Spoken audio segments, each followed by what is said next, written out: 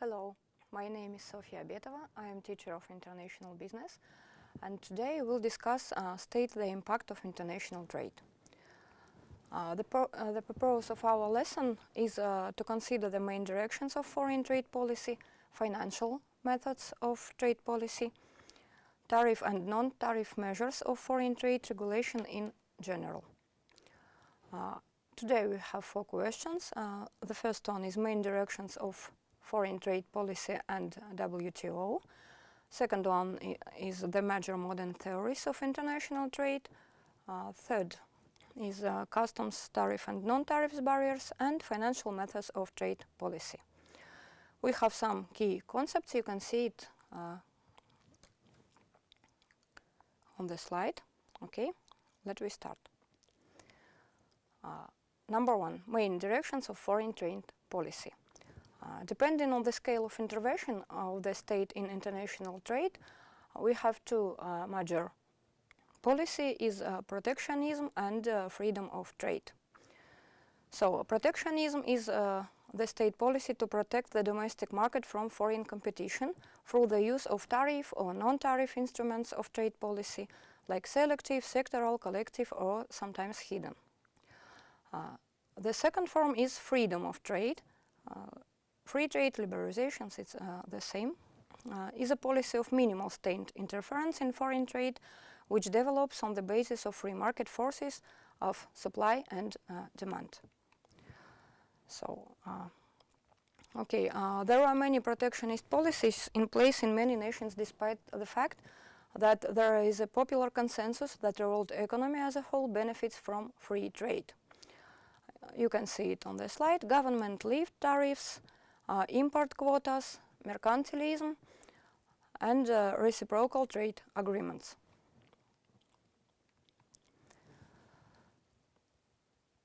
Currently, protectionism is an unique form. Economists term the form an administered protection. Most rich nations have fair trade laws. The announced purpose of free trade laws is twofold.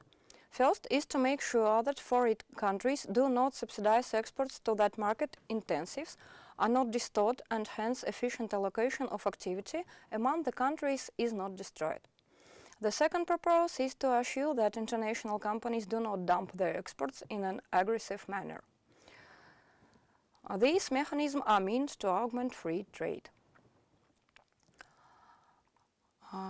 Liberalization and deregulation simulated the epic run of 3 major areas of business.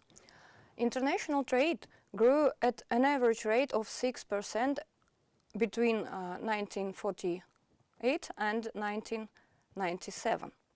FDI, foreign direct investment, was impacted too, which saw the stocks and inflows exceed the rise in world trade. Foreign exchange markets achieved an average daily turnover reaching trillions of dollars. Liberalization and deregulation contribute heavily to the globalization of the world economy. Some words about GATT. According to GATT, once a nation and its largest trade allies had agreed to reduce a tariff, that reduction automatically became applicable to all other GATT members. You can see it on the slide. Okay? But on the 1st of January 1995, the World Trade Organization, WTO, replaced GATT. You can see the reasons for GATT being replaced by the WTO are in the slide. Okay? WTO plays a major role in promoting peace among the countries. WTO lets international trade and investment to run smoothly.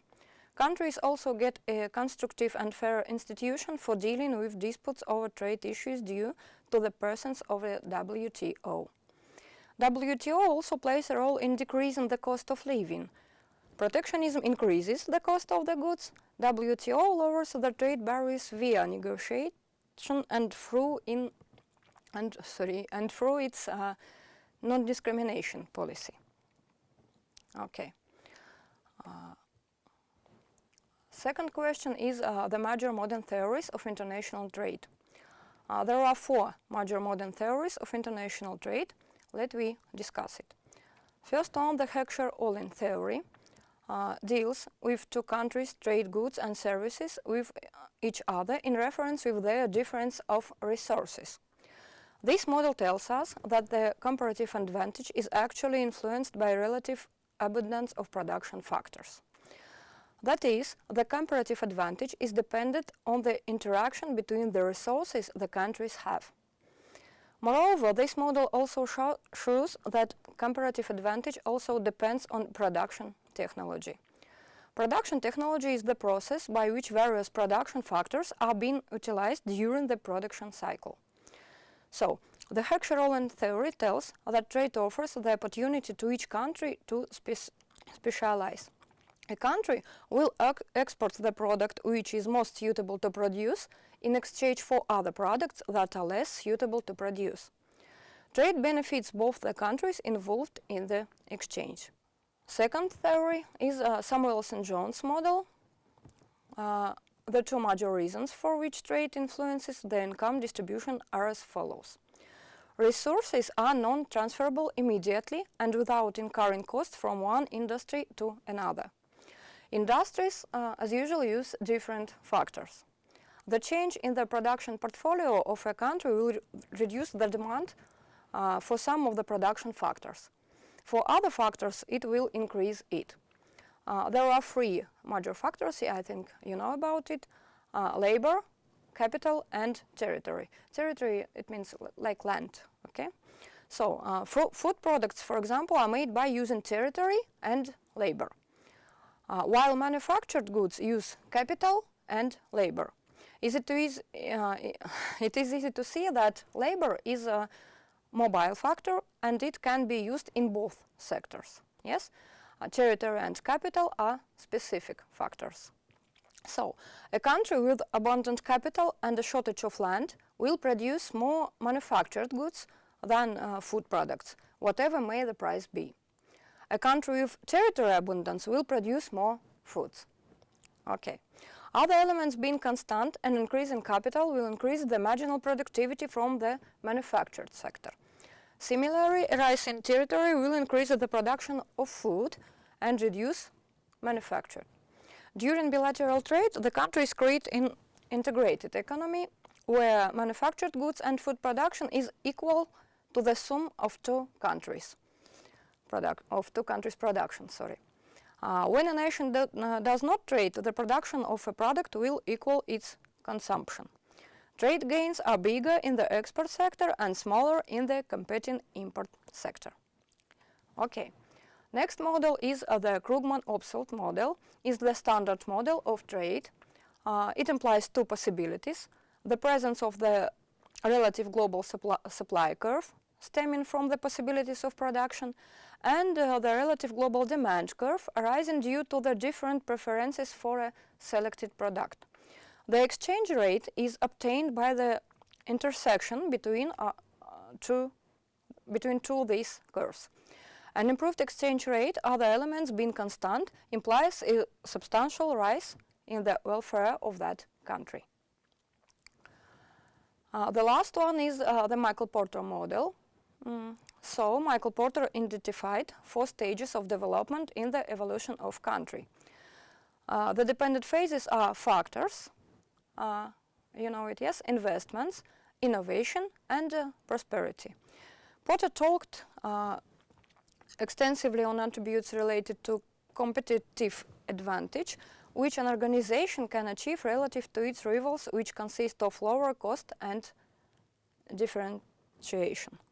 This advantage derives from factors that permit an organization to outperform its competition, such as superior market position, skills, or maybe resources.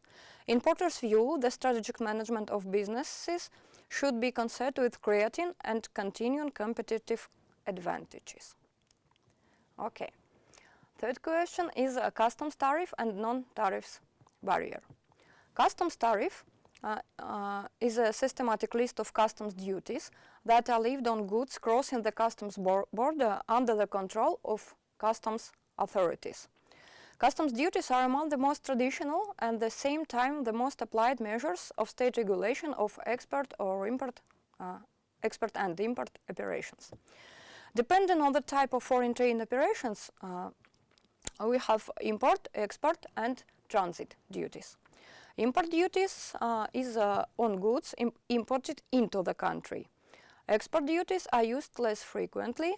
Their goal is to obtain additional quantities of foreign currency to replenish state coffers.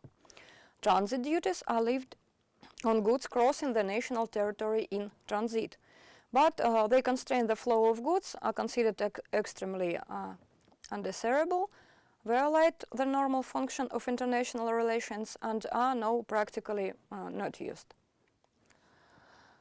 Okay. There are different methods of determine the level of customs duties. You can see it on the slide. Okay. So, in order to protect the national manufacturing industry in industrialized countries, use a method of construction of tariffs on the basis of the escalation of duties. It means that increasing their rates depending on the degree of processing of products of links in the process chain. For example, rubber, vulcanized rubber or rubber products.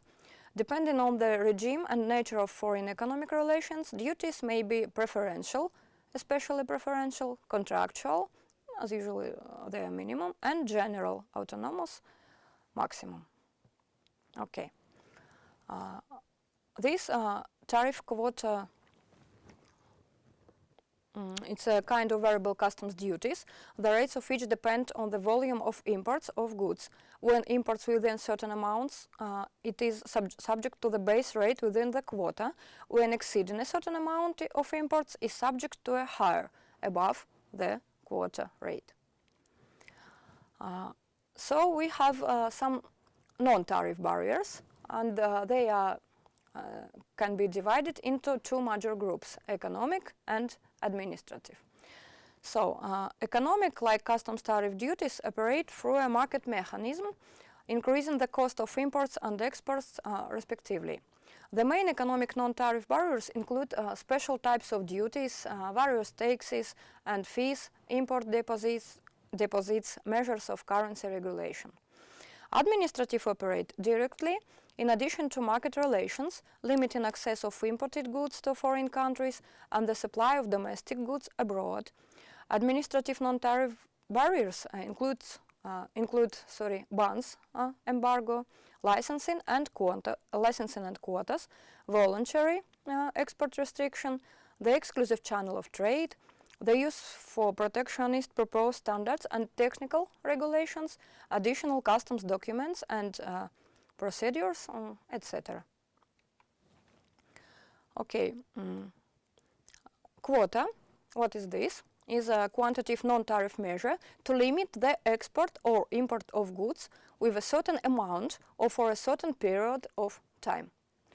Licensing is a regulation of foreign economic activity through permits issued by state bodies for the export or import of goods in specific quantities for a certain period of time.